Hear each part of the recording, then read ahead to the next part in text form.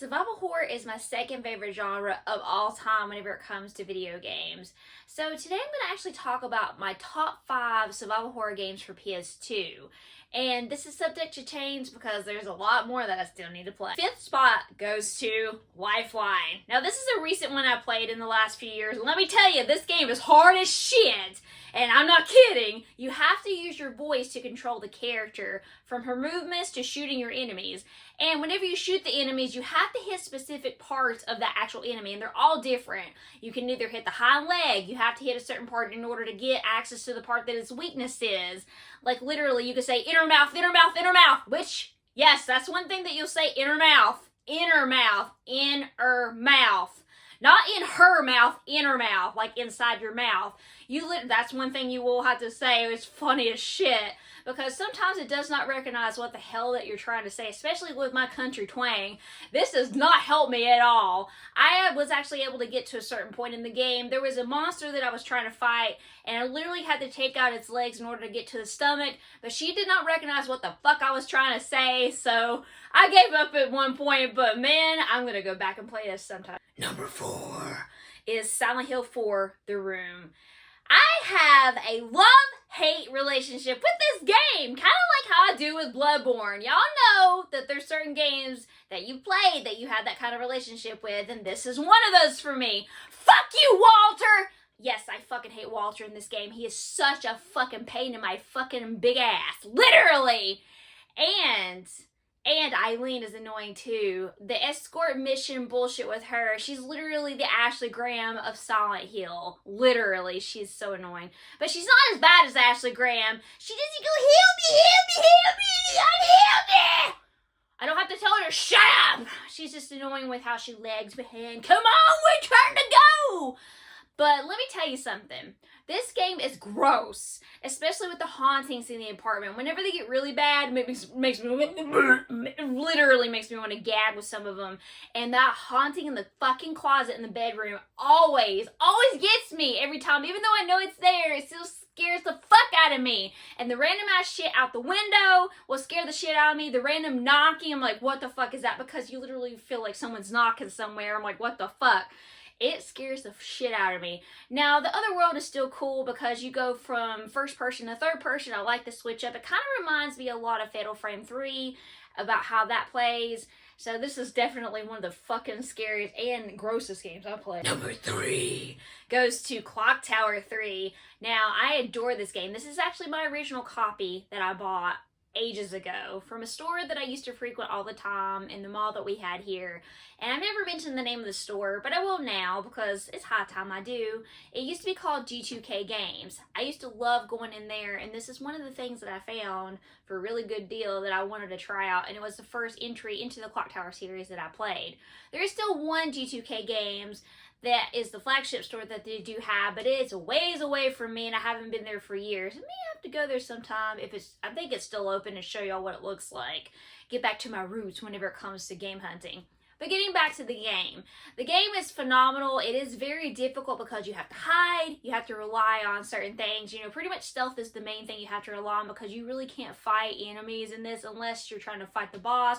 You have holy water to ward them off, but it's still a pain in the ass, especially whenever that one dude is sniffing around for Alyssa. It's so fucking annoying. Where are you? Alyssa.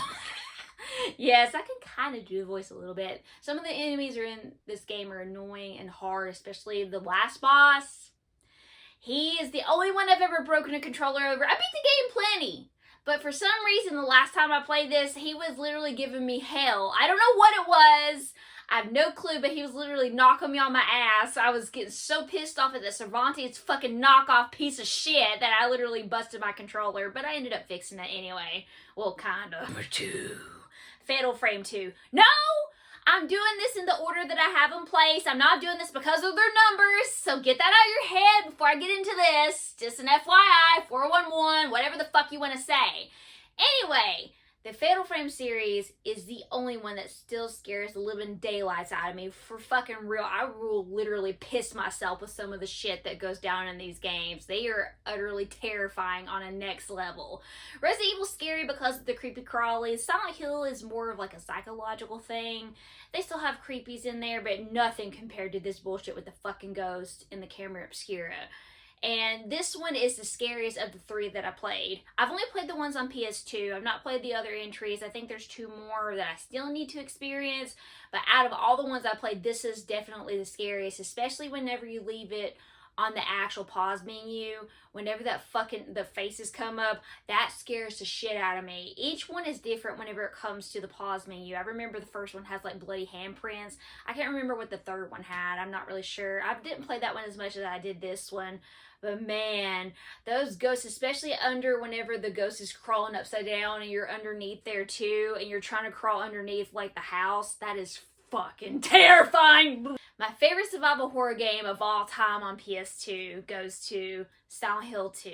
Now, before we get into this, let me talk about the remake for a second. Yes, I did play it. I've only beat it once. I'm actually working on a second playthrough I need to pick it back up again. But I gave the game a 7 out of 10. Now, I'm not really a big fan of remakes. I'm not. I've only given one game that was a remake a 10 out of 10, and that was the Resident Evil remake for GameCube. That is the only one that has ever got a 10 out of 10 for me. So I'm a pretty hard critic whenever it comes to my favorite games. Case in point, this one. Now, the 7 out of 10 was constituted for what I played and what I experienced. Everyone has their own experience, their own opinion, but I've been wanting to talk about this a little bit. I never did do an official review on it, so let's dive into it for just a minute to give you some snippets about what I thought and why I rated it that before I talk about this. And it kind of ties in with that. Now, the rating comes from different factors. Number one, I fucking hated breaking everything to get my fucking items in the remake. That was fucking annoying. I hated that. Number two, the big thing for me was with Pyramid Head. Pyramid Head is my favorite. He's my big boy. I love Pyramid Head. I have a thing for big monsters, like Nemesis from Resident Evil 3. Y'all know I love my Nemi boy. Hell, I've got fucking plushies of like Nemesis, Pyramid Head, even statues. I love those guys. I do, they're so cute. Anyway, moving back on, I didn't like the way Pyramid Head looked. I had a problem with that. He didn't look as dark. He didn't look as heavy. It didn't look as like, you know, he fit into Silent Hill. He looked too bright. He did not fit the bill whenever it came to the remake. Yes, I know remakes are an reimagining of things, but there was something that was off about him. And it wasn't just his look. It was also the fact that they actually censored a lot of things with him that I did not like whenever it came to the remake. Listen, like I said, I know that it's a reimagining. I get that, but there's certain things that you just don't do whenever it comes to games like this that are masterpieces, and that's fuck up those scenes. But again, we live in an age where everything's all soft, and oh my gosh, it's gonna hurt my ball sack. My dick is so flaccid, I can't get it up, and it won't go hard. That's just how it goes sometimes, so we gotta live with it and deal with it. But at least we still have this, right? So that's a few things that I found that I didn't really care for. I will say the game was very beautifully rendered. Whenever I thought of the graphics, the movement was pretty good. I didn't have an issue with it. The combat was over the top insane. Holy fucking shit, those goddamn legs hiding in the corner like this. I'm like, I see you, motherfucker. I'm coming at your ass. I'm gonna whack you off. Yes, my whacking off skills are very, very prominent whenever it comes to Silent Hill. And there you have it, my top 5 survival horror games for PS2. I want to know from you. What are your top 5 survival horror titles for PS2? Were any of these in your list? Let me know. Drop it in the comments below. That rhymed. I do that all the time. Now, there are certain games that I still have not played for PS2 that are in the survival horror genre, and that's Kuon, because it's fucking expensive as hell, and then Haunting Ground, because I just haven't bought it yet, but I do plan on getting it this year to give it a try. Yes! Oh my goodness! Announcement! Yes, I'm actually going to try to get Haunting Ground this year to add to my collection. Now, the other one that people may be thinking of is Rule of Rose. I did have it a long time ago. I remember buying it for $20, and now that game's fucking $800. I'm like, oh my boys, I'm just thinking about the price. But I'm in no rush to get that again in my collection, and it's not going to get ranked because I no longer own it. I have to own the game for it to get ranked. That's just how I do things. But hope you enjoyed the video. But until next time, as always, this is the PlayStation Girl signing out. Goodbye!